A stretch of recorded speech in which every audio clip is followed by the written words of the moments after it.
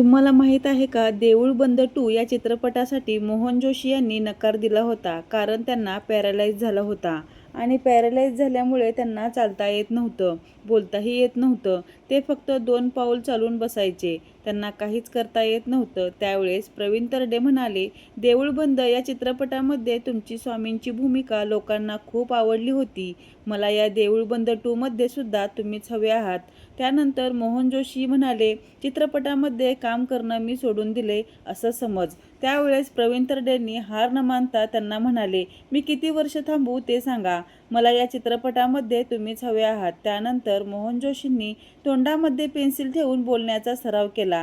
त्यांनी प्रॅक्टिस केली आणि ते चित्रपटाला तयार झाले आणि होकार दिला. त्यानंतर पिक्चरचं काम सुरू झालं. पाऊस जूनमध्ये पडतो तो मेमध्ये पडल्यामुळे परत पिक्चरचं काम थांबलं. हे दुसरं संकट. त्यानंतर परत एका वर्षाने काम सुरू झालं. मोहन जोशींच्या पायामध्ये काटा मोडला. त्यानंतर त्यांच्या पायाचं ऑपरेशन केलं गेलं.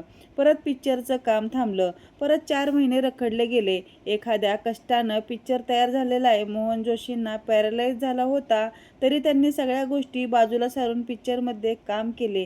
इतका चांगला चित्रपट तयार केला. जर मोहन जोशीसारखा व्यक्ती हे करू शकतो, तर प्रत्येक स्वामी भक्त सगळं काही करू शकतो. त्यामुळे हार मानू नका आणि हा चित्रपट सर्वांनी नक्की पहा. श्री स्वामी समर्थ.